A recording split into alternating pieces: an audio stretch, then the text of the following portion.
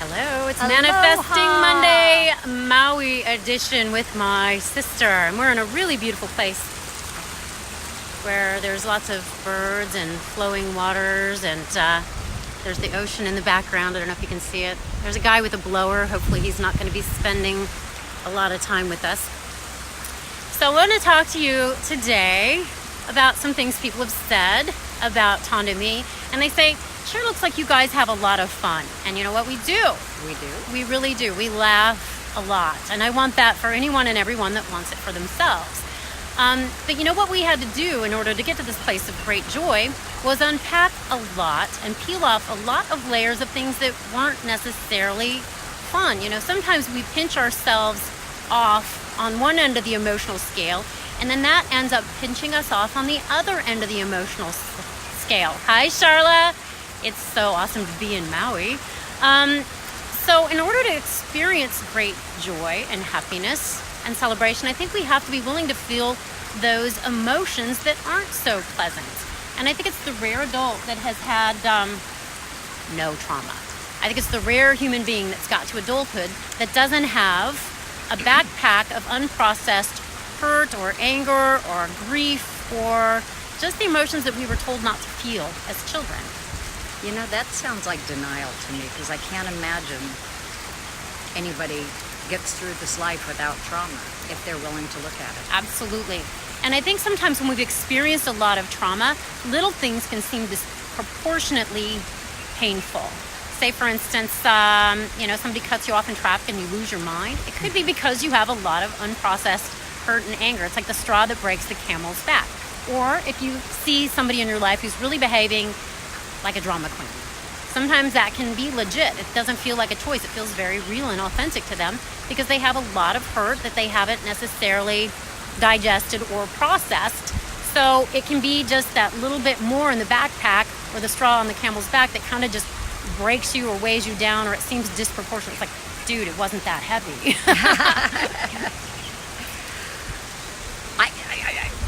So I think the first thing we need to do if we want to heal, if we want to get to the place of great joy, is just the awareness that, well, maybe perhaps I do have some unprocessed pain. Perhaps there are some things that I need to consider.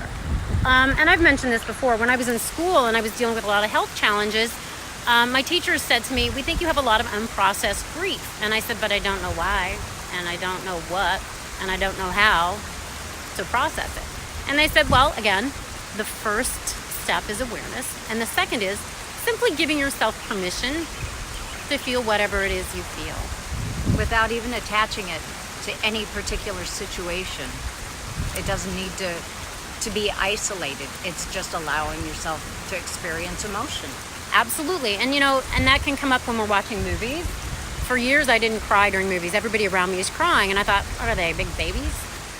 And then once I gave myself permission to feel my feelings, I would find myself in a movie theater or watching a movie, and I would feel the pinprick of tears behind my eyes.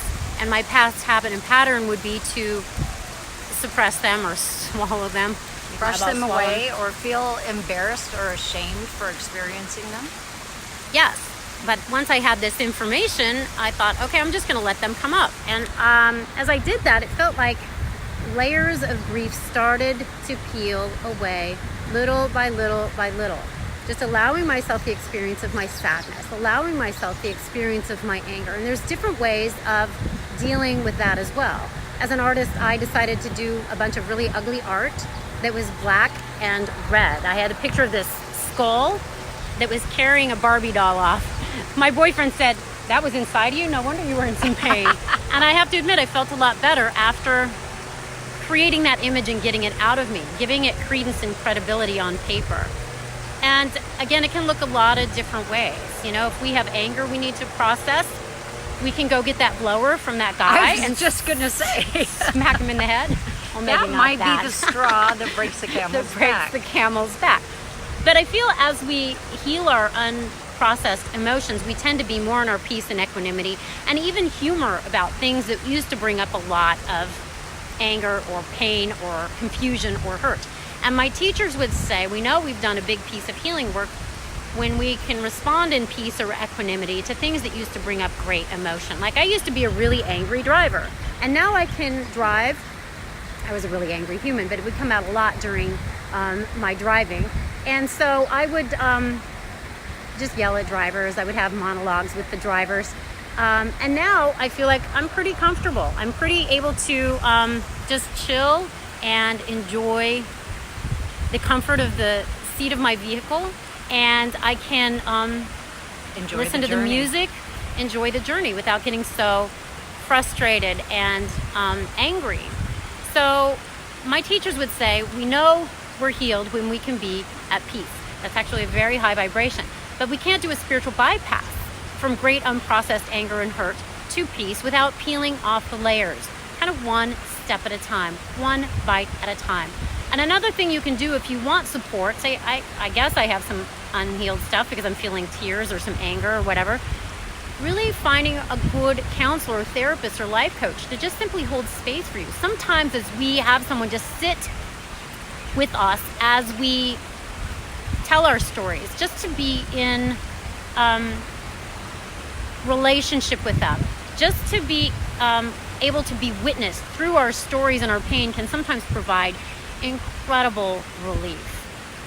So a lot of people think, well, what good's that going to do? Give yourself the opportunity, give yourself the chance, and have the courage to just think, well, perhaps maybe if somebody listens to me for the sake of healing, not to be in a pity party, not to whine, but to have a conversation that's really intended to peel off a layer and to be about your healing. That's why I do what I do. A lot of people will say, how can you do what you do, Tammy? You hear people cry, you hear people with their intense emotions, you hear people in grief, and what I see is people getting free. As we peel off those layers, well, we get free. You have done that so much for me. I mean, Tammy's been on this healing journey for a long time, and she really kind of set the stage for me. And as I observed her and I saw the healing and the shifting in her joy and her consciousness, it gave me the courage to go on that journey. And a lot of times when I would be angry or frustrated or whatever, she would ask me, what's really going on with you? What's coming up? What's this really about? And sometimes I'd say, I don't know. I have no idea. And she'd be like, that's okay. You don't need to know.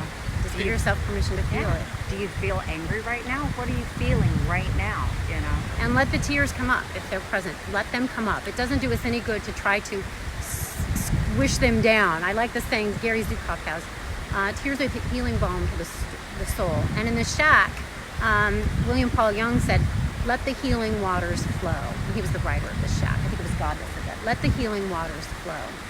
And it's how we keep our connection to our soul and source more open and more clear. Keep that vessel open and available so we can experience more grace, ease, joy, synchronicity, laughter, celebration, and great love. Yes. Hi, Cindy. How are you? It's so good to see you here on the island of Maui. So, if you need any support, please be in touch. That's why I create guided meditations. That's why I've written my books. They have been about my healing process, but also how I've supported other people in healing. And the exercises at the end of chapters are really just designed to support you in your own personal journey so you can get from that place of heaviness and hurt and heartbreak to grace, ease, lightness, celebration, and great love. Kristen's here, Tonda. Hey, sweet thing. I'm so happy to see you. I wish you were here too, Cindy and Kristen. They're my soul family. Jamie, I love you so much, Jamie. I'm so glad to see you here. So another thing I wanted to say to kind of piggyback on something Tonda was saying, she said that I inspired her on her path, but as much as I wanted to help her on her path, I couldn't. She had to want to make that journey herself. And what I got so clearly when I was saying, Spirit, I want to help people heal, he said, just heal yourself and let your life be the living example of your principles. Get back in your garden. And I've talked about this a lot in a lot of different ways, but that's the most important and powerful thing we can do. We can't rescue anyone, but we can be a guiding light and an example as we take responsibility for our own healing work, which has been my greatest intention and which I see you doing in an exemplary way. And I think the reward is having a life of great joy. And it doesn't mean we stop feeling. It doesn't mean there's still not going to be things that bring up tears and hurt and heartbreak. And we keep allowing it, because we didn't leave heaven to not feel. We didn't leave heaven to come to heaven. Although this kind of does look like heaven. Do you really see the does. swans back there? This place pretty much is heaven. Those guys are pretty happy. They are. So I think as we clear up our inner stuff, our outer reality can reflect a lot of Godwin's grace and ease back to us. And Jamie, I look forward to having that conversation when I get back. I want to know how you're doing, because I think you're on this journey as well, that healing journey. And again, I think it's awareness that supports us in starting to awaken. And when we have that intention, the right teachers, the right healers, the right people, the right books, the right podcasts, the right opportunities show up. Because I really think the universe is designed to support us on this path if we choose it. Yes, and I find also that the more layers that we peel and the healthier we get, the more we gravitate to healthy people. That's such a nice compliment. No, and growing out of my neck. That's so awesome. And that is when we find our joy and our laughter and our giggles and just experiencing life and all it has to offer. Yeah, and water finds its own level. I say this a lot. And as we take responsibility for our inner self, our inner work, our inner healing, we naturally attract and are attracted to other people, places. We attract and experience more wonderful, supportive opportunities. But we have to know that we're valuable, that we're worthy, and we have to give ourselves permission to be human. That means don't beat yourself up if you trip or fall or make a mistake. Mistakes are just feedback and an opportunity for course correction. In the Course in Miracles, they talk about sin. Sin is when we miss the mark, and it simply means when we've created or made choices based on fear rather than love. But as human beings on planet Earth, we have unlimited quivers, unlimited bows in our quiver, so that we can keep on keeping on. We can keep making more choices and keep course correcting and keep refining. And hopefully eventually that fulcrum flips over from that teeter-totter of fear to the teeter-totter of love. So if I have one message for you today, is be nice to yourself, be patient with yourself, be gentle with yourself. Allow yourself to feel whatever's real for you. And if you need support, either be in touch with me or ask God to guide you, ask Spirit to guide you to the right teacher, helper, or healer, because He hears you and He wants you to be okay. God adores you immensely. You are the child in whom God is well pleased. You are sweet and special and extraordinary and important and worthy. And the more you really know that, the more you accept that in a deep way, the more your life will show up in a supportive way, the more you'll attract supportive people and wonderful opportunities and incredible God wings. One thing I want to mention though is no emotion is bad or is negative, whether it's anger or resentment or fear or jealousy. They're all real and they're all valid, but it's about how you respond to those. Absolutely. And some people would say, well, rage, that's a bad emotion. Sometimes rage happens when we've carried a lot of anger for a long, long time. And what we need to do is simply be aware, is like, I have some anger that I need to process. I have some rage I need to process. Don't go to the extreme of hurting yourself or anyone else. Ask yourself, how can I be with this? How can I work with this in a way to help me get free? So that's what we have to say for today. Cindy, I love you. You are the sweetest soul. She is. And I thought I'd just do another panorama so you can see how beautiful this place is. Beautiful, beautiful, beautiful. It really, to me, looks like heaven on earth. Like we could, go back to the Garden of Eden and it would look exactly like this. And there's Tony. And there's that angel called my sister. I'm so lucky to have her. And just know that you're in our heart and our prayers. And we love you and we're sending you light and blessings. And if there's anything I can do to support you, please be in touch, because that is my passion, purpose, and reason for being at this point, other than having a lot of fun with my sister. So God bless you. Take good, gentle, loving care of yourself. That's how you attract good, gentle life experiences. Be patient with yourself. Be compassionate with yourself. And know that I'm pouring down blessings as your angels are, as Spirit is, as life is. And let's continue the conversation. God bless you. I love you. I love you, Kristen. I love you, Lori. Bye for now.